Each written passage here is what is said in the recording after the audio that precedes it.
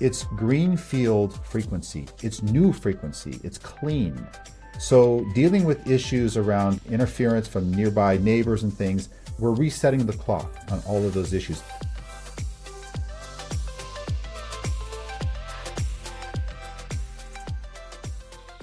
Today on The Signal, the impact of 6 gigahertz spectrum on the hospitality industry.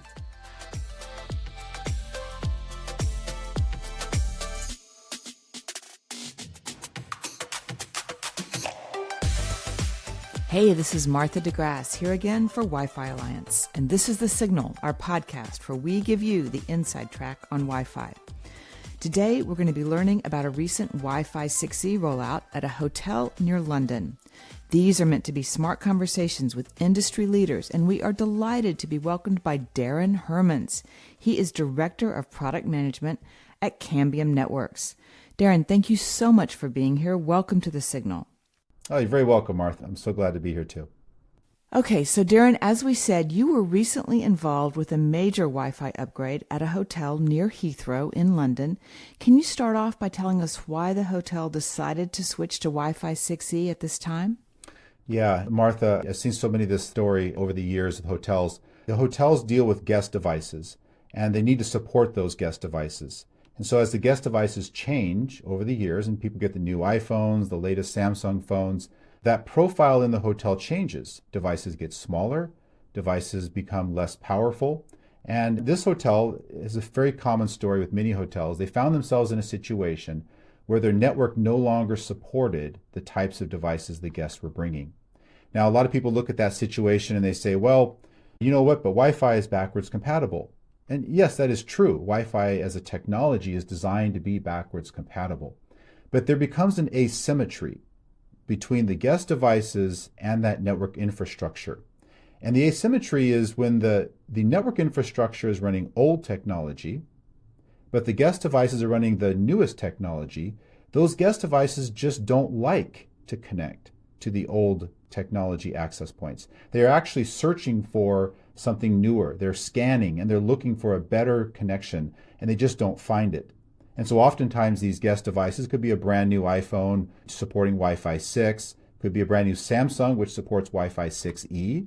They're looking for those Wi-Fi 6E connections, they're looking for the Wi-Fi 6, and it's just not there. And so oftentimes those phones and those devices will disconnect from the network and they have to reconnect again. So it creates a bad experience for the guest. Now, this situation, this particular hotel we're talking about, the network there was installed and designed about 10 years ago. So that is literally, we could count about 4 different generations of technology that have changed in that 10 years of time. So that's a lot of asymmetry built into the infrastructure they had. And so that's why it just simply didn't work. And so they were not able to fill the conference space because they didn't have the Wi-Fi that was adequate to the new guest devices. Okay. So can you give us an idea of the size of this hotel? How many guests can it accommodate? How many conference areas does it have?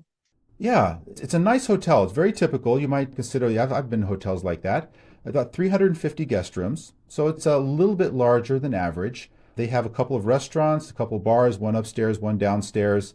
So nice large lobby, nice comfortable area. 20,000 square feet of meeting and event space. So the event space is spread amongst 2 areas of the hotel. In one side of the hotel, they have about 10,000 square feet of meeting rooms.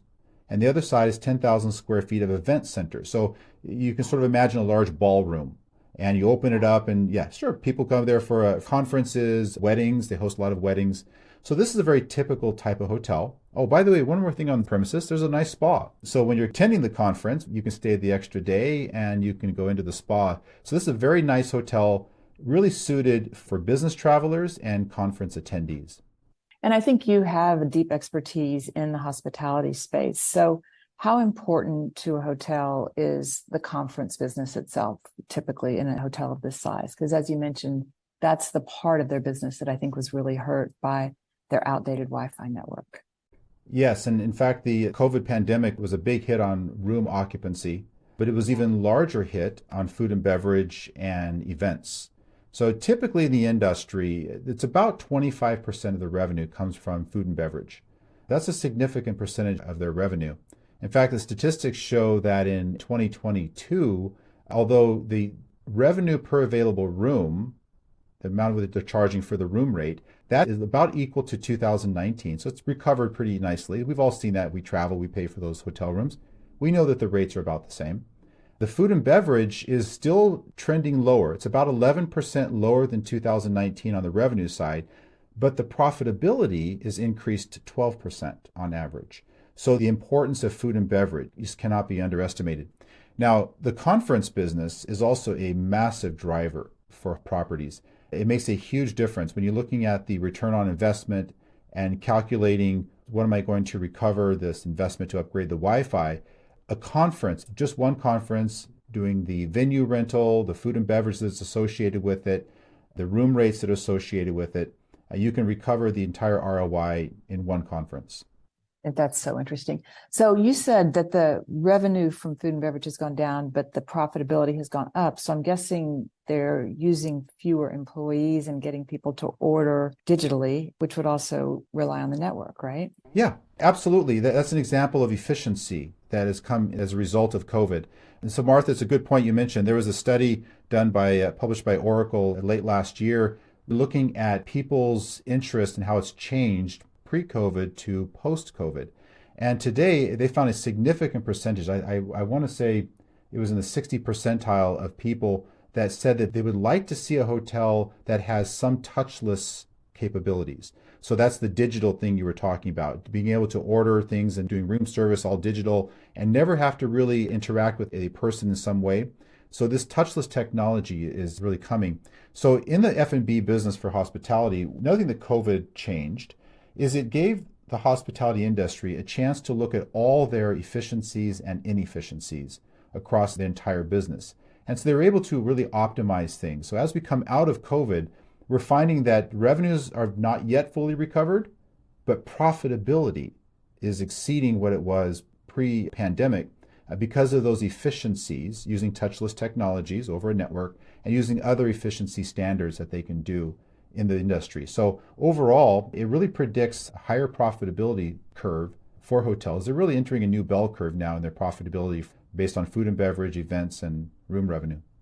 Okay, great. Thanks for explaining all that. Let's talk a little bit about the deployment. What were some of the biggest challenges you faced? Well, we mentioned earlier, you asked me why the hotel needed to upgrade, and I mentioned this asymmetry problem between the types of devices the guests bring and the network that's in the hotel. That actually becomes a bit of a problem here. That's one of the challenges we face. The first challenge is that we had to look at how many devices are at the curve at that point in their life cycle where they're shifting to Wi-Fi 6E, this 6 gigahertz new capability. We find that there just isn't enough devices yet. So we had to architect a network that would still support the predominant type of devices guests bring, which today is going to be a Wi-Fi 6. That's going to be your iPhone 14, your Samsungs and Google phones and so forth, different brands that people use. We have to support those devices, but we also have to be prepared for what happens next year when 6 gigahertz networking arrives. So that's a big decision point, and that's a challenge. So what we deployed was a technology that has a software-defined radio. And with that SDR radio, we can run it in 5 gigahertz mode, which is what the standard we use today. And then next year, we can actually take one of the radios and we can turn it on 6 gigahertz. So we can now bridge these two different technologies. So that was a big challenge. We had to deal with that issue and make sure we made the right decision. So we do expect in the next 1.5 years, we expect this year that Apple will release a 6 gigahertz capable phone. And so over the next 1.5 years, we expect that about 50% of guest devices in a conference hotel like this one in London will actually support that new 6 gigahertz technology. So the beautiful thing here is this Heathrow hotel is now prepared. It's prepared for what they need today, and it's prepared for what they need next year and the year after that. Martha, let me give you some other challenges that this particular property had. Time to market. Once the property owner had secured the budget, talked to their F&B salespeople, and they knew this particular large conference was coming up at the end of May, they had a very short window of time to get the entire project designed, provisioned, installed, troubleshoot, perfected, fine-tuned, all of those things that go into deploying a Wi-Fi network. So they had about 3 weeks. And so that's a very that's a very short period of time. So 3 weeks from budget to deployment. And that's a challenge that will be very familiar to a lot of the listeners here in the MSPs that service the hospitality industry. And so that's a challenge they had, and we were able to meet that challenge. Not only Cambium Networks provided the right equipment at the right time, but also the partner in this case. The partner, Daran Microsystems, was very efficient, effective. They knew exactly what to do, and they had laid out the entire sequence of events that they needed to accomplish all those objectives. Okay, good. So I know that you have already had trial by fire, right? There have already been some pretty big events at the hotel since you deployed, right? Yes, yes. In fact, I mentioned at the end of May, at the end of that 3-week deployment window, they hosted a conference and it was a fabulous success. We loved the statistics. Our engineers were actually checking online. We checked every day with the partner, how's things going, tell us how it's going. And it was a success. People were connected in their guest rooms, in the restaurant, in the bar, in the lobby. And importantly, in the meeting rooms, they told me one of the meeting rooms ended up with just a single access point in that meeting room. And typically we like to have some overlapping coverage, but this particular room ended up with one access point. And they had over 300 devices connected. I think it was 320 devices connected to that single access point because of that tri-band capabilities, 2.4 gigahertz plus 5 gigahertz, plus that new frequency, 6 gigahertz that we talked about. And being able to deploy that technology, they were able to get a high density of conference attendees in that meeting room. Do you have any idea what kind of speeds those people were seeing on their devices? Yeah, absolutely. The property was seeing speeds over in excess of 200 megabits per second. Yeah, So that's nice. And at those kinds of speeds, it's more than enough for all the things they were doing. Of course, people were primarily there for work. They were for business. They were attending a business conference. So they would be online doing email, uploading PowerPoints, downloading PowerPoints, updating things at the last minute. And boy, if you've worked with PowerPoint lately, we're all getting a little bit numb to the size of these files, aren't we? I just saw a file the other day from a coworker. It was over 20 megabits per second. It's 25 megabits per second. I'm sorry, 25 megabytes, the file. So, wow, we are sending PowerPoints that are massive. They're 10 times greater than they ever were years ago. And so having that 200 megabits per second link in that conference space, there was no problem. Everything they needed to do. Okay, any advice for other venues thinking about a Wi-Fi upgrade like this? So keep an eye on the inflection points in the industry. And I've mentioned this a couple times about we're at this strange junction right now. And this junction happens every 4 to 5 years. The typical guest device changes. So 10 years ago, the typical guest device was Wi-Fi 4. Wi-Fi 4 was fine in 2010. But around 2014 or 15, it shifted dramatically. In about a year, now is Wi-Fi 5. And that also went through some smaller shifts. And then we have, a couple years ago, we had the shift to Wi-Fi 6. So right now, here in 2023, we're at the junction point of the new technology. So keep an eye on those inflection points. And so time your deployment so that you can capture the new technology. Now, if you're at that point in your budgeting where you have to do the upgrade this year, but you're not quite sure if you want to buy yesterday's technology or next year's technology, don't worry about it. Go ahead and do the upgrade. Get it done. Because there's technology available today that has software-defined capabilities, so you can use today's technology and flip the switch next year or the year after, whenever you're ready for it, and support that new technology when it comes out. So there's the right technology today to help you transition those critical junctions. So keep an eye on those inflection points. Watch what Apple does this year coming up in September. And if they switch to 6 gigahertz, start planning right away. Good advice. Okay, thinking beyond the specific use case, let's talk more broadly about the future of hospitality in DUs. How do you see 6 gigahertz shaping that future? 6 gigahertz is exciting. Some of the headlines you'll see on that, people say it's the greatest expansion in Wi-Fi in 20 years. And they're not wrong. They're not wrong. But let's talk about why that is and what the practical aspects of that are. So 6 gigahertz will expand the Wi-Fi spectrum. It expands it 3 times, a factor of 3x, in most markets. Now, in some markets, it'll expand it by 2x. But you're between 2x and 3x on the expansion of Wi-Fi. That's a significant increase in the amount of frequency, the amount of spectrum that we'll be able to use to support new devices. So MDUs, apartment MDUs, long-term care facilities, dormitory housing for school systems, all of these things are looking at new applications like augmented reality and virtual reality. Just look at the investments that tech companies are doing in augmented reality systems. Of course, I've been watching Apple with their Vision Pro, but they're not the only ones. There are many, many players, and some of them are bringing very unique solutions into these markets.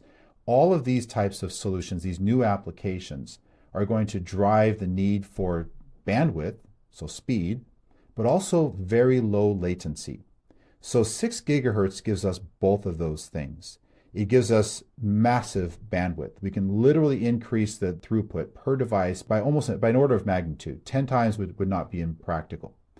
But importantly, we can also decrease the latency that those packets arrive. Latency means a delay, a small delay.